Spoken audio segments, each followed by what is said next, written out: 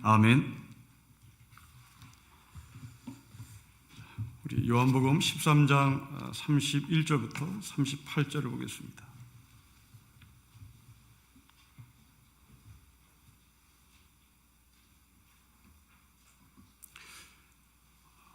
요한복음 13장 31절부터 37절 말씀을 우리 한 절씩 기도하겠습니다. 그가 나간 후에 예수께서 이르시되 지금 인자가 영광을 받았고 하나님도 인자로 말미암아 영광을 받으셨도다.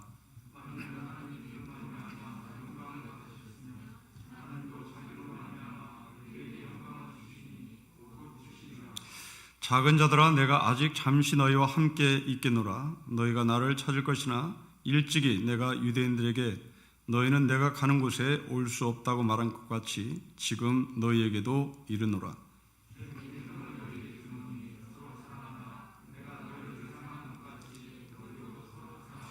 너희가 서로 사랑하면 이로써 모든 사람이 너희가 내 제자인 줄 알리라.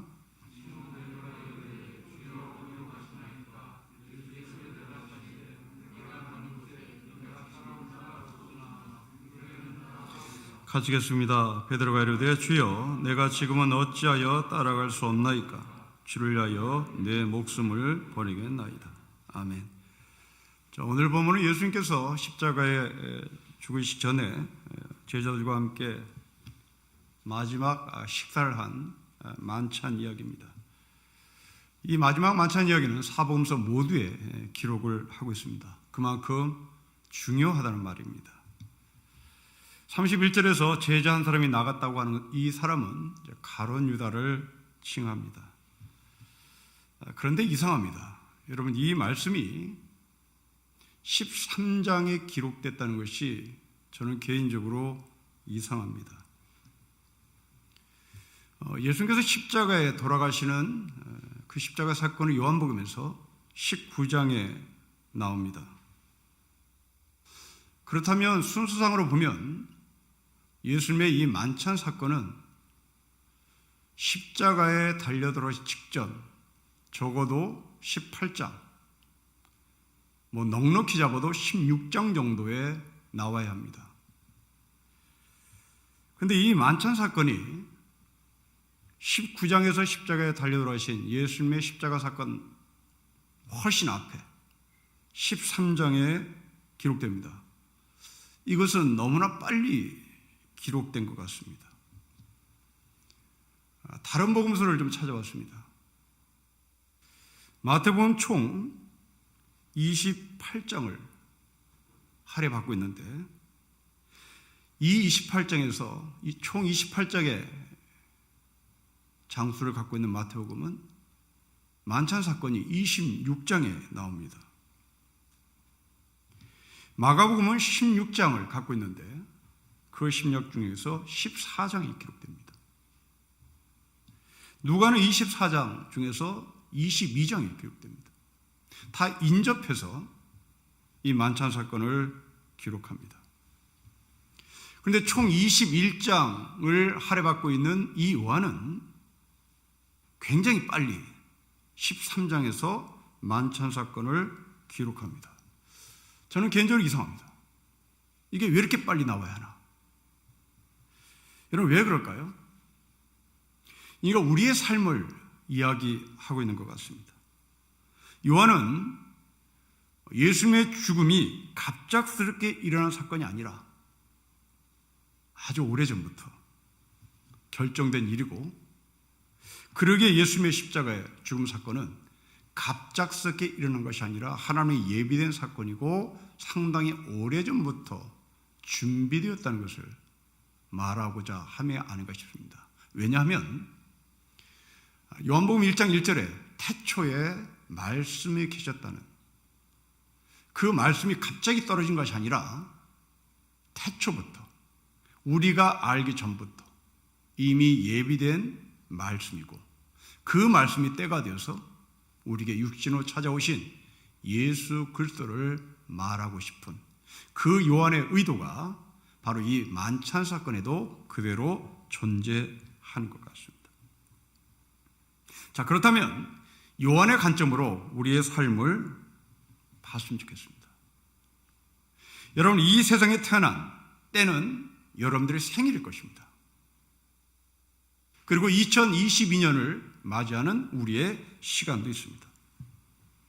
그러나 여러분의 생일은 그냥 생일일 뿐, 이 요한의 관점에서 보면 상당히 오래전부터, 시간을 거슬러 올라가 보면 태초 전부터 하나님께서 섭리하시고 예비하신 출생이라는 말입니다. 이 세상에 태어난 모든 사람들, 잘난 사람, 못난 사람, 어떤 사람이든지 영혼과 우리의 삶이 잇대어 있다는 것을 우리의 출생 사건을 통하여 알 수 있습니다. 여러분, 2021년에서 2022년으로 건너가는 것은 이건 사람이 만든 시간의 분류일 뿐인 거죠. 지금 우리는 2021년에서 2022년으로 넘어가는 이 단세포적인 사고를 가지고 시간을 볼 게 아니라, 과연 이 2022년을 맞이하는 이 시간은 어떤 시간과 연결되어 있을까요? 사람이 만든 시간의 단위를 뛰어넘어 영원한 시간과 2021년은 연결되어 있습니다. 그리고 우리가 새롭게 만날 2022년도 태초의 시간과 연결되어 있습니다. 때문에 내가 어떠한 사람으로 태어났는지, 어떠한 존재로 태어났는지, 어떠한 환경과 조건에서 태어났는지 상관없이 태초의 말씀으로 존재하신 그 하나님이 우리를 위하여 자기 아들 예수 그리스도를 이 땅에 보내시고 작정하셨다면, 우리 또한 그 태초에 하나님께서 우리를 구원하시고자 예비하시고 섭리하시고, 그래서 십자가의 사건이 임박해줄 때 만찬을 보여준 것이 아니라, 십자가 사건이 오래 남았음에도 불구하고 이미 만찬을 보여주신 그 하나님의 은혜가 여전히 우리에도 존재하는 겁니다. 오늘 예수님은 그 죽음을 제자들에게 예고합니다.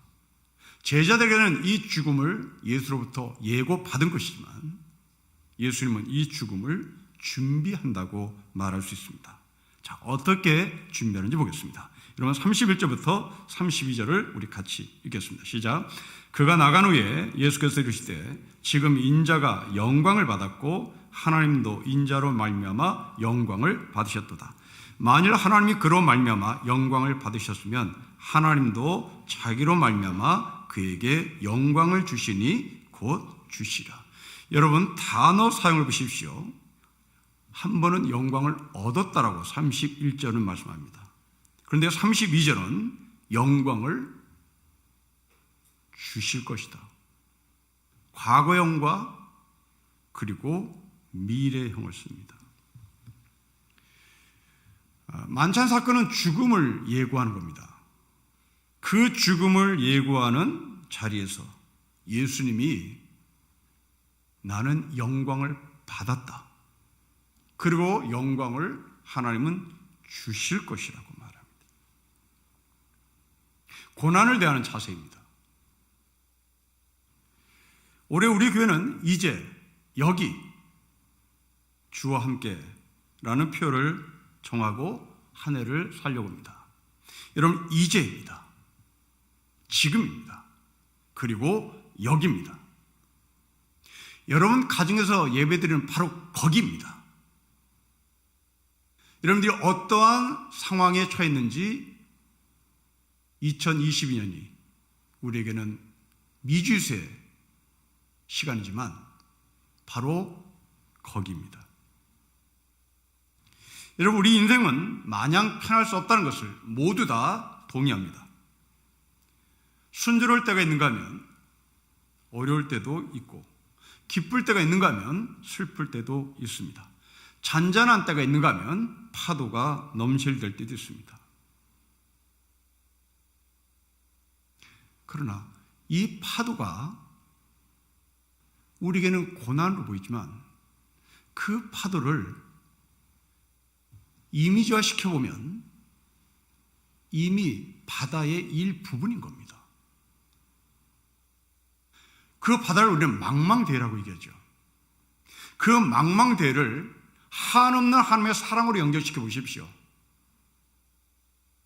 파도는 망망대해인 것처럼 우리가 받는 고난은 한없는 하나님의 사랑과 뗄래야 뗄 수 없는 것입니다. 파도만 보면 무섭습니다. 그러나 이 파도가 바다의 지극히 일부분인, 그렇다면 이 파도는 바다에 비하면 아무것도 아닌 것입니다. 그 망망대 같은 하나님 앞에 우리가 만나는 슬픔, 우리가 만나는 고난, 우리가 만나는 폭풍은 대단히 큰 것 같지만 하나님과 연결시켜보면 그것은 또한 넉넉히 이길 수 있는 믿음으로 헤쳐나갈 수 있습니다. 파도를 보면 그냥 겁을 먹는 사람이 있습니다. 그것은 바다와 파도를 분리시켰기 때문입니다. 우리가 받는 고난을 보고 주저앉는 사람이 있습니다. 하나님과 분리되었기 때문입니다. 하나님 사랑 안에서 파도는 지극히 일부분이듯이 하나님의 사랑 안에서 우리의 받는 아픔과 힘듦은 정말 지극히 일부분인 겁니다. 예수님은 자신이 십자가에 죽는 걸 아시면서도 이 고난이 나에게는 너무나 무겁다고 말한 것이 아니라 내가 영광을 받았다. 그리고 앞으로도 영광을 하나님께서 주실 것이라고 말합니다. 저는 2022년을 맞이하는 우리 신림교회 성도들에게 이 말씀을 꼭 드리고 싶습니다. 여러분이 영광을 받았습니다. 그리고 여러분들은 앞으로 영광을 또 받으실 것입니다. 파도, 고난, 힘듦이 하나님의 영광을 가려울 수는 없습니다. 그 영광을 이미 얻은 여러분들이 파도 앞에 겁을 먹을 때 하나님은 또 여러분에게 영광을 주실 것입니다.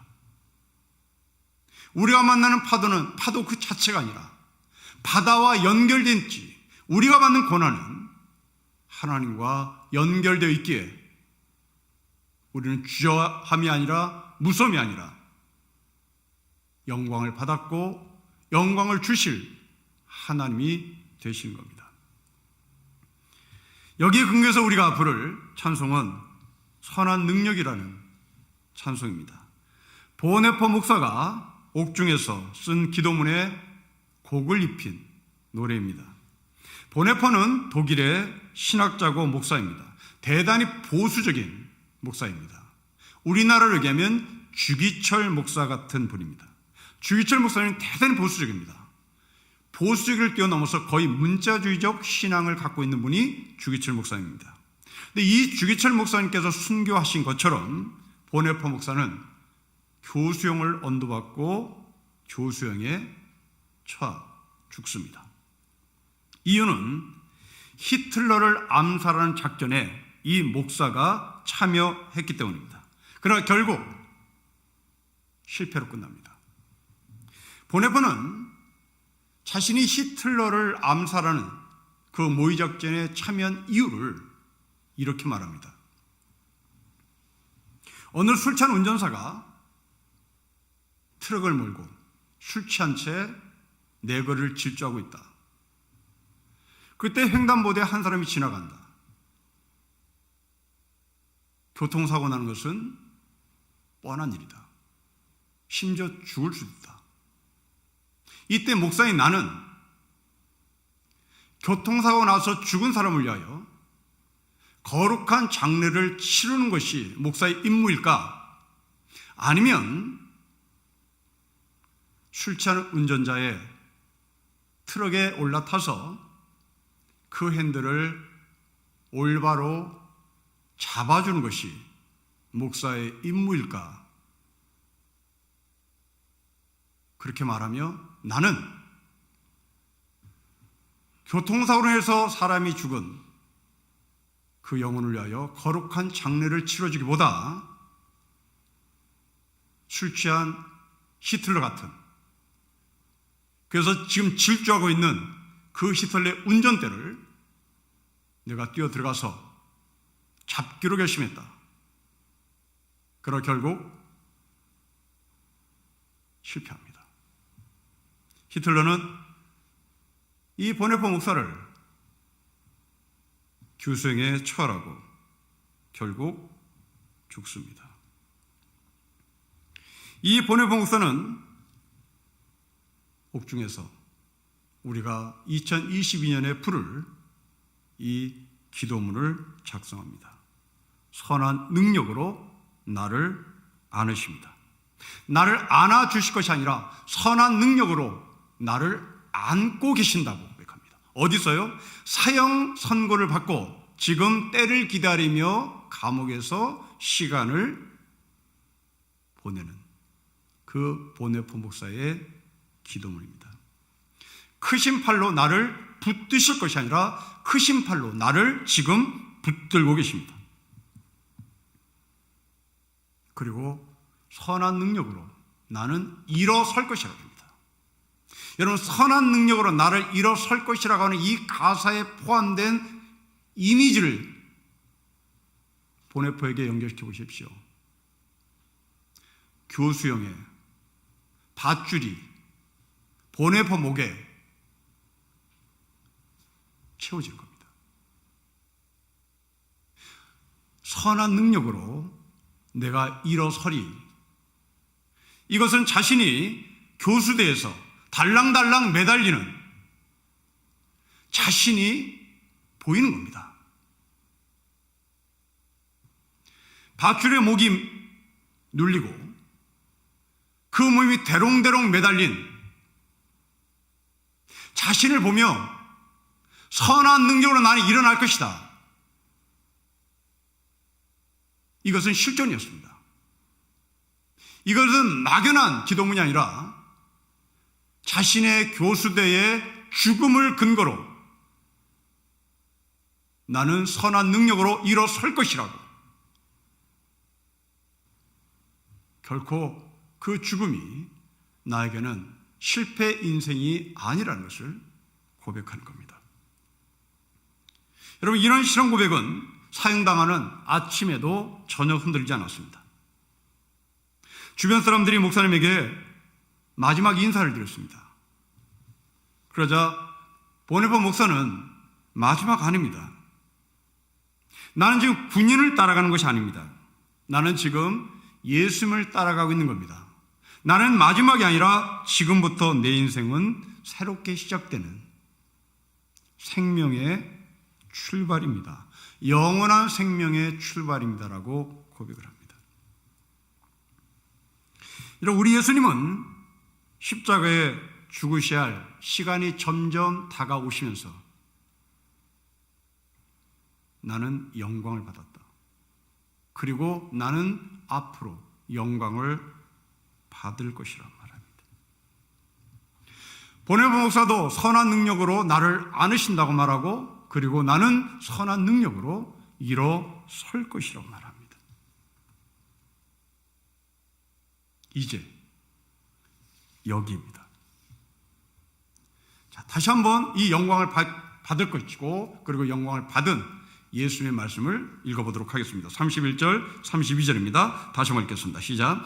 그가 나간 후에 예수께서 이르시되 지금 인자가 영광을 받았고 하나님도 인자로 말미암아 영광을 받으셨도다. 만일 하나님이 그로 말미암아 영광을 받으셨으면 하나님도 자기로 말미암아 그에게 영광을 주시리니 곧 주실 것이라고 합니다. 고난이 영광으로, 십자가가 부활로 곧 영광을 받으실 것이다.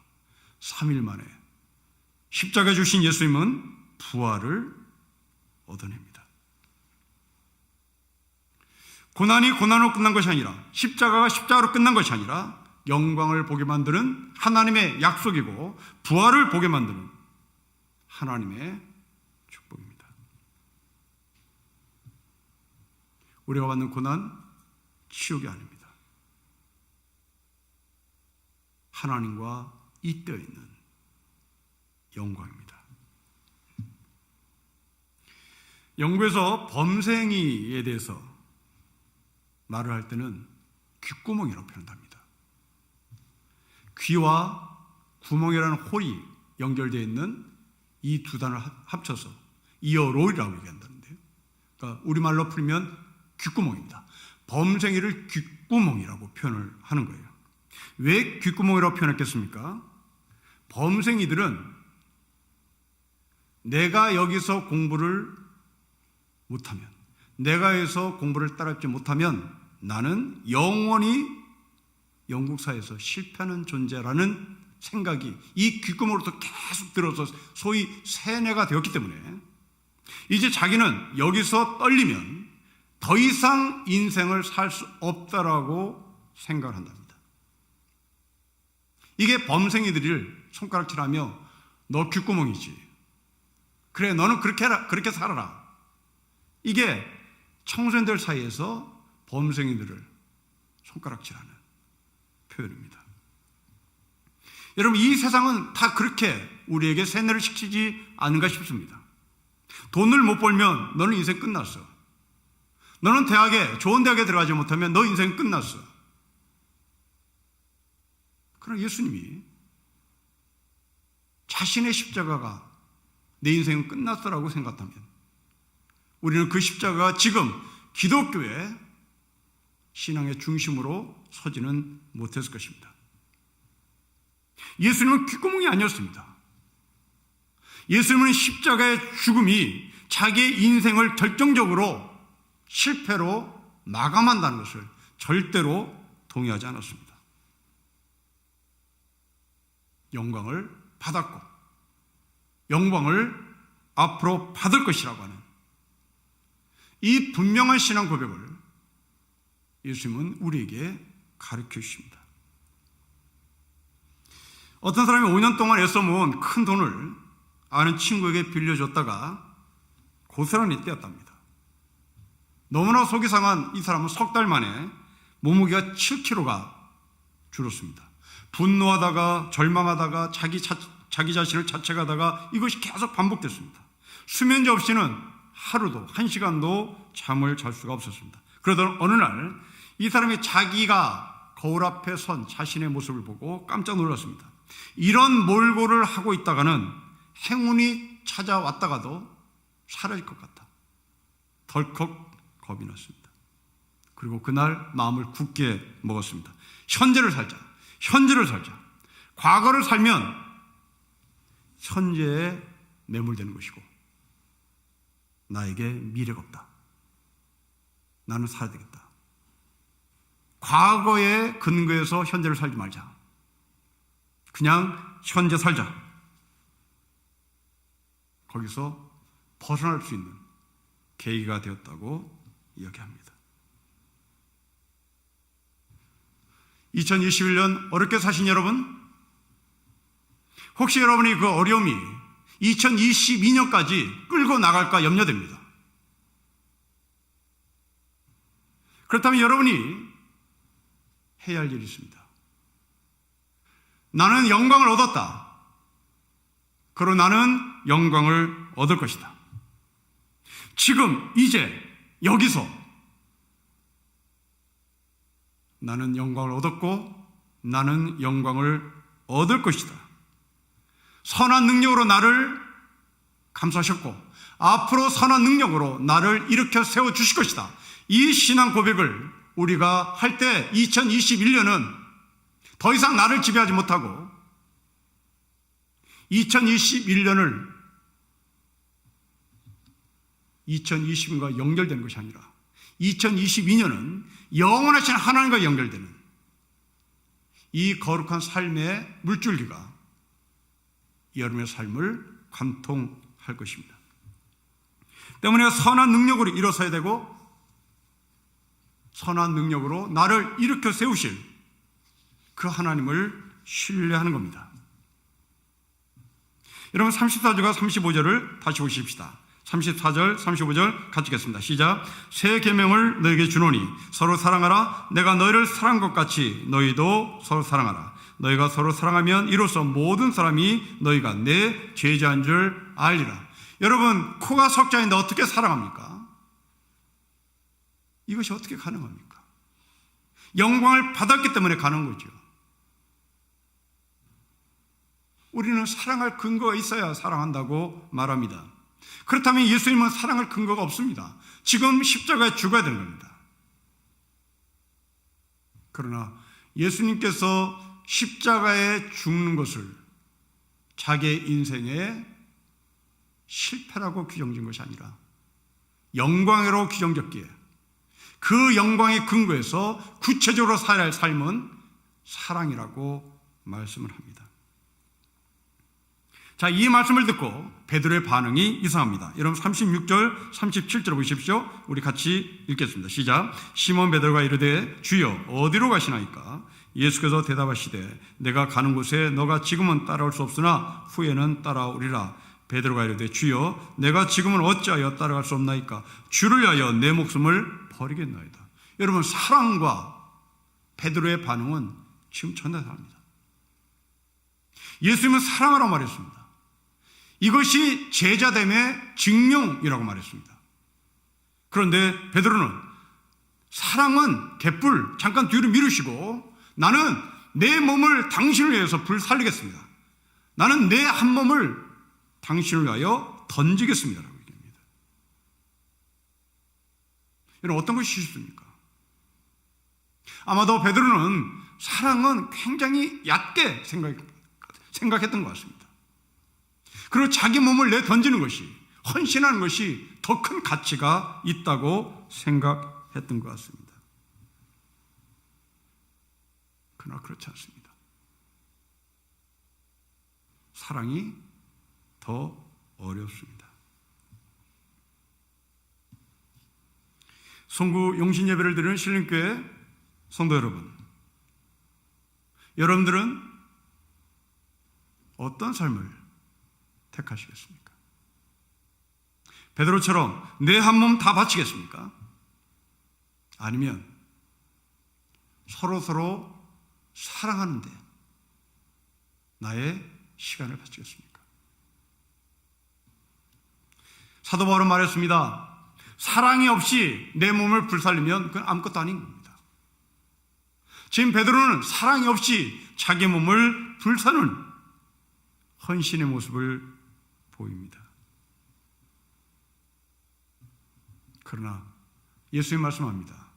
네 몸을 불살리기 전에 사랑을 하는 것이 더 중요하다고 말합니다. 그럼 어떻게 사랑합니까? 예수님은 우리에게 사랑의 본을 보이셨습니다. 제자들의 발을 씻기는 겁니다. 여러분, 고대 시대에 발을 씻긴다는 것은 종이라는 의미입니다. 종이 주인의 발을 씻기는 것, 바로 그 모습을 예수님은 제자들에게 보이셨습니다. 예수님은 사랑이라고 하는 것을 자신의 권리를 포기하는 것으로 보여줬습니다. 자신의 권리를 포기한 채 종으로 내려오셔서 제자들의 발을 씻기며 이것이 사랑이라고 말했습니다. 사랑하는 신앙교 성도 여러분, 여러분들이 가정에서 사랑을 권리라고 생각하십니까? 사랑을 책임이라고 생각하십니까? 신앙교 안에서 우리가 사랑하자 말할 때 이 사랑이 권리입니까? 아니면 책임입니까? 예수님은 그 사랑을 자신의 권리라고 말하지 않았습니다. 그 사랑을 책임으로 보여줬습니다. 배우 김혜자 씨를 여러분 알 것입니다. 한 인터뷰에서 세상을 떠난 자기 남편에 대한 이야기를 합니다. 나는 우리 남편을 만나지 못했으면 아무것도 못했을 것입니다. 우리 남편 같은 사람을 만나서 결혼한다면 이 세상 어떤 누구도 이혼하지 않을 것입니다. 나에게 남편은 그러한 존재입니다. 우리 아들이 꿈에 남편을 봤다는데 남편이 말하기를 나 지금 천국에 있다고 말했답니다. 여러분, 이 김혜자 씨가 그렇게 자기 남편을 존경하고 이 남편을 만나지 못했다면 난 아무것도 못했다고 고백하고 이런 남편을 만나면 어떤 누구도 이혼하지 않을 것이라고 말할 수 있는 근거는 무엇입니까? 그 남편이 사랑을 권리로 쓰지 않았기 때문입니다. 그 사랑을 책임으로 썼기 때문입니다. 예수 그리스도가 우리를 사랑했던 것은 우리의 죄를 책임지시기 위하여 십자가에 죽으시며 내가 너를 이토록 사랑한다고 말씀하셨습니다. 그래서 요한복음 3장 16절에 하나님께서 우리를 이처럼 사랑했다는 이 이처럼을 어떤 신학자는 두 팔을 벌립니다. 하나님이 이처럼 사랑했다고 우리를 책임지시는 하나님의 사랑을 말씀합니다. 여러분, 스데반을 보십시오. 사람들의 저주와 그리고 돌무덤 속에서 스데반은 얼굴이 천사처럼 변했다고 성경은 증언합니다. 어떻게 자기를 저주하는 사람, 바로 그 사람을 위하여 천사처럼 환한 얼굴을 한 채 저들을 용서해 달라고 기도할까요? 바로 그것은 사랑입니다. 예수 그리스도의 사랑이 이 스데반에게 없었다면 내가 왜 죽어야 하는지 자신이 살아야 할 권리를 외쳤을 것입니다. 그러나 예수 그리스도의 사랑을 알았던 스데반은 자기를 죽이는 사람을 위하여 중보하고 하나님의 품에 안깁니다. 사랑하는 신일교회 성도 여러분, 여러분의 가정에 권리의 사랑이 아니라 책임지는 사랑이 2022년에는 넘쳤으면 좋겠습니다. 신림교회에 나를 사랑해다오, 사랑을 권리로 찾는 사람이 아니라 사랑을 책임지는 신림교회 식구들이 넘쳐났으면 좋겠습니다. 사랑만이 답입니다. 사랑만이 가정을 풍성히 합니다. 사랑만이 교회를 교회답게 합니다. 그 사랑은 하나님께서 자기 아들 예수 그리스도를 이 십자가에 보내신 바로 하나님의 사랑입니다.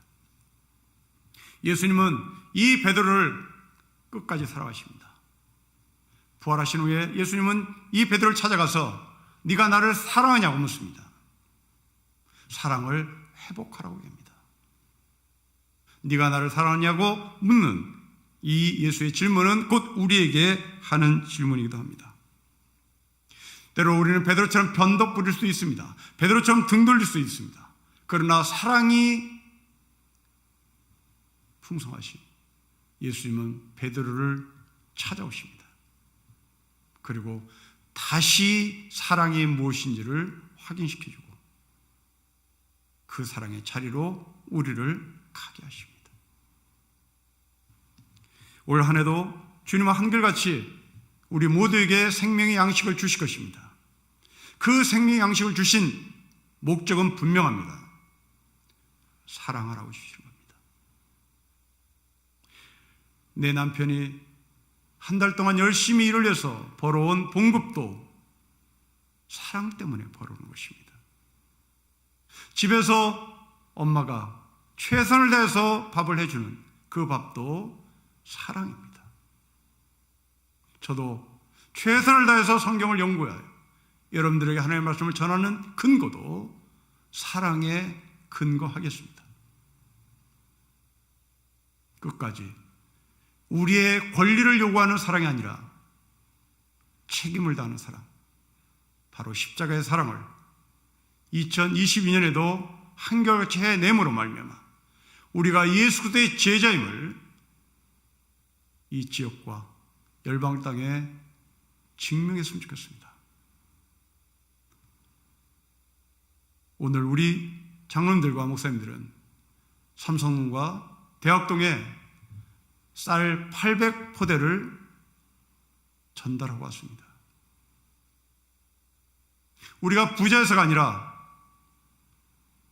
우리가 해야 할 몫이기 때문에 그렇습니다. 2022년에도 우리는 사랑해야 될 책임이 있다는 것을 기억하고 살았으면 좋겠습니다. 여러분 가정에 이 십자가의 사랑이 메마르지 않고 성령의 이른비와 담배를 통하여 풍성해지는 하나가 되시기를 주의 이름으로 축복합니다. 기도하겠습니다. 아버지 하나님, 우리의 가정이 십자가의 사랑에 근거하여 예수의 가정인 것을 증명하며 살게 해주시고, 우리 신령교회가 십자가의 사랑을 실천함으로 말미암아 참된 예수의 교회가 된 것을 증명케 하시고, 그리하여 아버지 하나님께서 우리에게 임하신 영광과 그리고 앞으로 우리에게 주실 영광을 찬양하며 아버지의 나라를 대망하며 묵묵히 신앙생활 감당할 수 있도록 축복해 주십시오. 주 예수 그리스도의 이름으로 기도합니다. 아멘.